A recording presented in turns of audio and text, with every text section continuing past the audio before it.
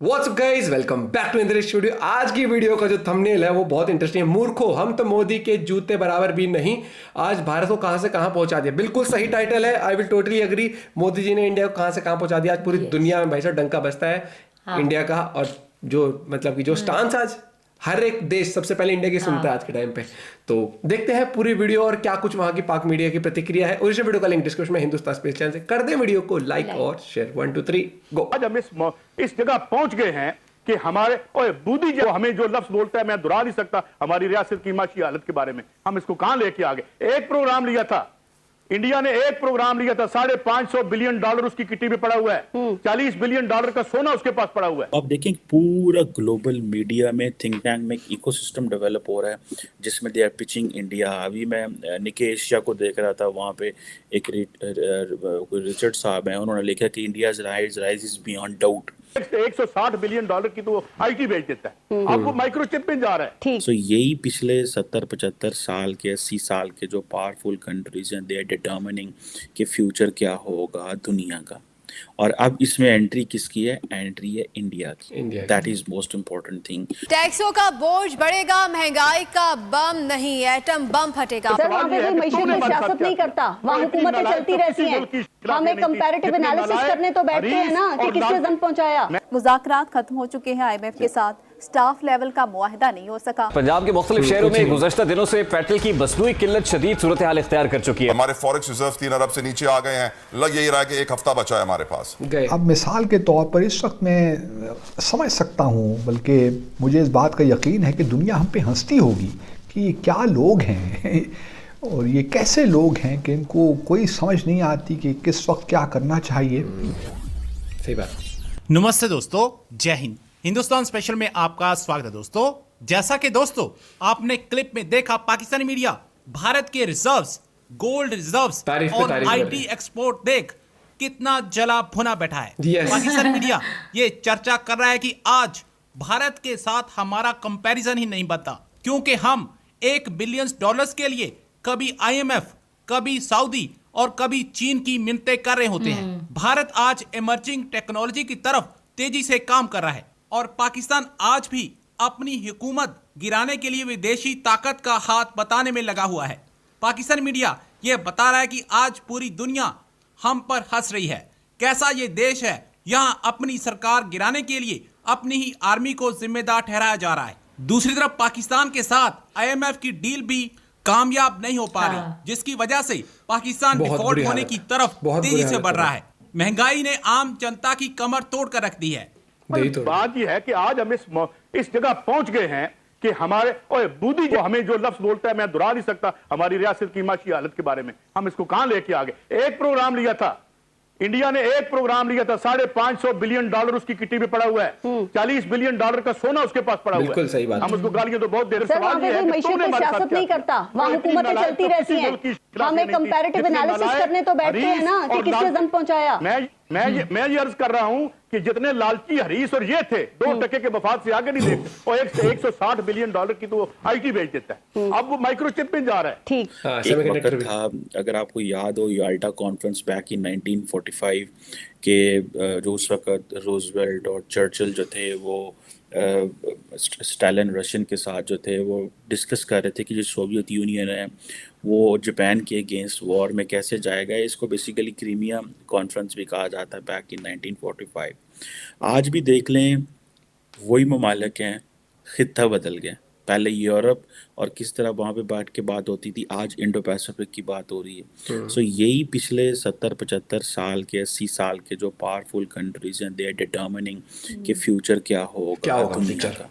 और अब इसमें एंट्री किसकी है? एंट्री है इंडिया की। इंडिया तो वर्ल्ड लीडर बनेगा, पक्की बात है, जो समझने की है। मैं अगर आप थोड़ा सा ग्लोबल मीडिया पढ़ने की कोशिश करें अक्रॉस द वर्ल्ड, मैं सिर्फ इस महीने आपको बताऊं कि for example foreign policy magazine जो है उसमें राजा मोहन साहब ने लिखा है कि it's time to tie India to the west, कि इंडिया को वेस्ट के साथ कैसे इंगेज करना है।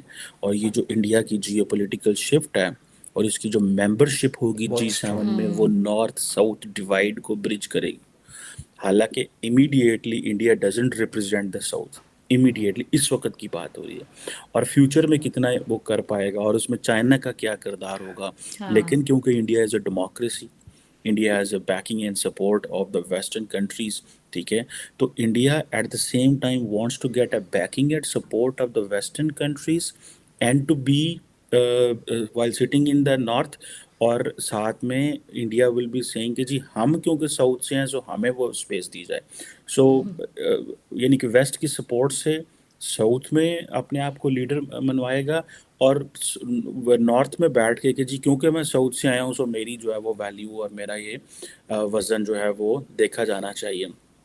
और वो कहा जा रहा है कि ये जो इंडिया की डुअल ओरिएंटेशंस हैं ये बड़ी, यानी कि जिसे वो कहते हैं ना कि एक तरफ वो रशिया के साथ भी है ताल्लुकात हैं, वेस्ट के साथ भी ताल्लुकात हैं, फिर वो साउथ से भी है, and it has a potential as well. So ये वो सारी चीज़ें हैं that give a lot of value. अभी मैं देख रहा था कि फॉरेन अफेयर्स मैगजीन में शिव शंकर मेनन ने एक आर्टिकल लिखा है कि आउट ऑफ अलाइनमेंट, और ये जो नॉन वेस्टर्न पावर्स हैं उनके हवाले से। सो अब देखें पूरा ग्लोबल मीडिया में थिंक टैंक में इकोसिस्टम डेवलप हो रहा है जिसमें दे आर पिचिंग इंडिया। अभी मैं निके एशिया को देख रहा था, वहाँ पे एक रिचर्ड साहब हैं, उन्होंने लिखा कि India's rise is beyond doubt.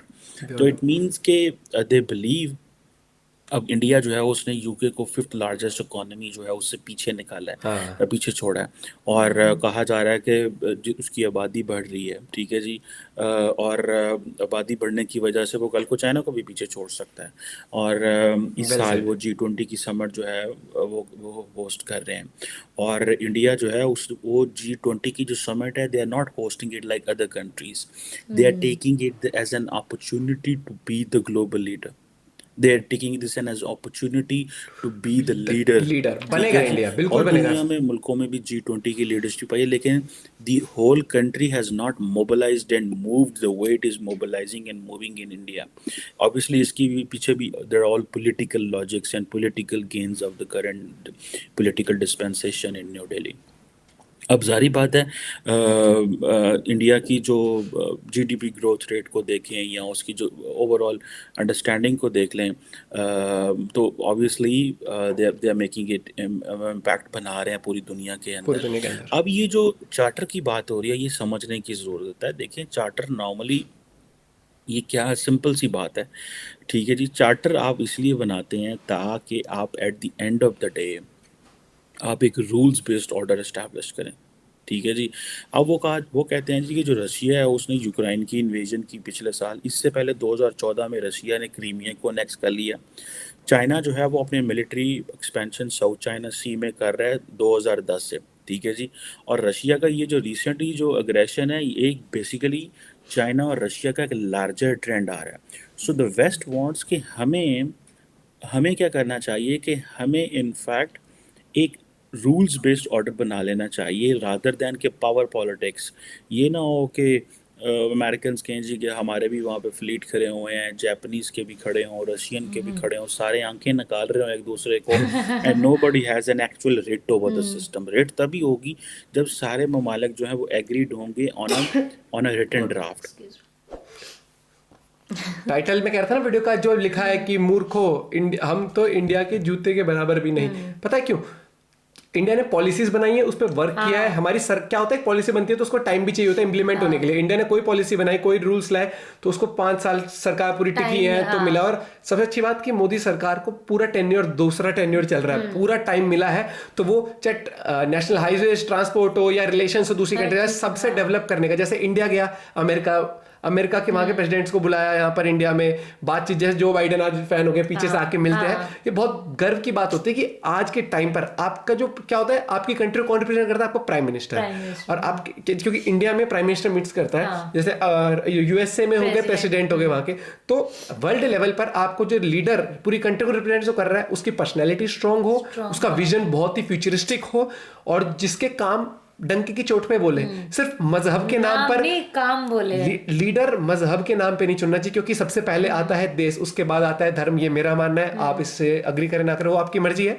लेकिन जिस कंट्री का सिपाही आपके छाती पे गोली खाता है, मैं हमेशा ये मेरा डायलॉग है भैया, बिना आपका धर्म पूछे बॉर्डर पे सिक्योरिटी आपकी करता है, तो उस देश के लीडर को धर्म के नाम पे नहीं, काम के नाम पे, और ये लगे कि अगर आप समझते हो ना कि हम एक बहुत मजबूत मुल्क है, स्ट्रांग, तो आपका लीडर भी स्ट्रांग होना चाहिए, जिस लीडर की रिस्पेक्ट पूरी दुनिया में होनी चाहिए, और दुनिया भी सोचे कि भैया 2 शब्द बोलने से पहले हम ये सोच ले कि ये 2 शब्द किस तरीके के होने वाले हैं उनके लिए। बताया ना कि आज 500 कितने प्लस बिलियन का तो रिजर्व है, 40 बिलियन प्लस का गोल्ड रिजर्व है इंडिया के पास।